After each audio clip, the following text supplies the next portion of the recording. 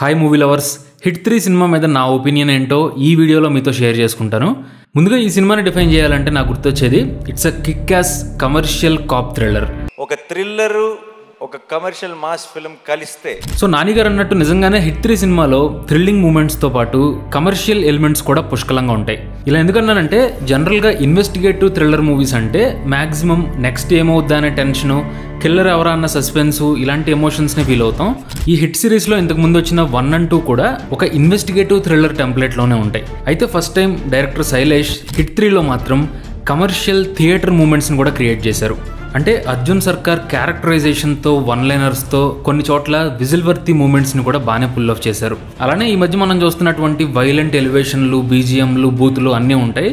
అలాగని ఏదో trend follow అవ్వాలి అని కాకుండా ఇవన్నీ కూడా మ్యాక్సిమం కథలో భాగంగా ఆర్గానిక్గా ఎంటర్టైనింగ్గా ఉంటాయి. నాకైతే ఈ వన్ లైనర్స్, యాక్షన్ సీక్వెన్స్లు ఇవన్నీ కూడా అసలు పర్పస్ ఏంటి అన్న ప్రశ్న అయితే తీసుకురాలేదు.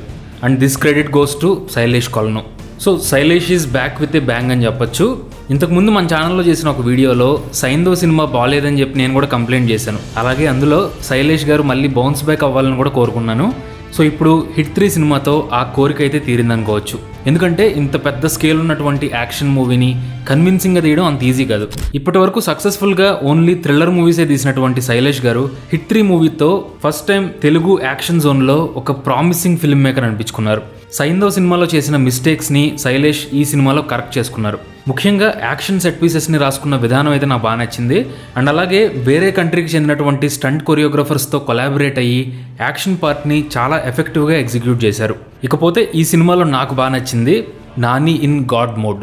యాక్చువల్గా యాక్టింగ్ పర్ఫార్మెన్స్ విషయంలో నాని అంటే ఆల్వేస్ రిలయబుల్ అండ్ ఆనెస్ట్ అని మనకు ఆల్రెడీ తెలుసు. అయితే నాకు అనిపించింది ఏంటంటే హిట్ 3 మూవీలో అర్జున్ సర్కార్ క్యారెక్టర్ ఈజీగా నాని గారి కెరీర్లోని టాప్ 5 బెస్ట్ పర్ఫార్మెన్స్లో కూడా ఉండొచ్చు.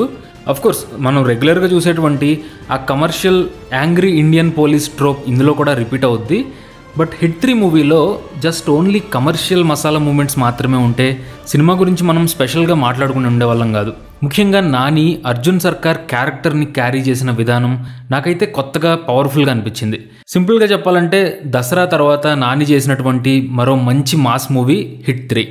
సో ఫైనల్గా నాకు అనిపించింది ఏంటంటే శైలేష్ గారు హిట్ 3 మూవీతో సక్సెస్ఫుల్గా ఒక మంచి సాలిడ్ పోలీస్ ప్రొసీజరల్ ఫ్రాంచైజీని క్రియేట్ చేశారు.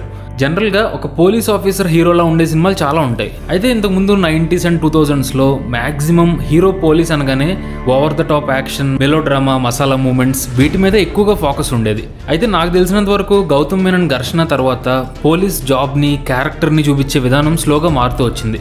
అఫ్కోర్స్ సింగం లాంటి ఫ్రాంచైజీలకు కూడా సపరేట్గా ఫ్యాన్స్ ఉండొచ్చు, అది వేరే విషయం. ఇక్కడ నా పాయింట్ ఏంటంటే ఈ హిట్ సిరీస్లో వచ్చిన 3 సినిమాల్లో కూడా హీరో బేస్డ్ పోలీస్ ప్రొసీజరల్ ఫార్మాట్ని ఫాలో అవుతూనే ఇన్వెస్టిగేషన్ని కూడా ఇంట్రెస్టింగ్గా చూపిస్తూ వచ్చినాయి.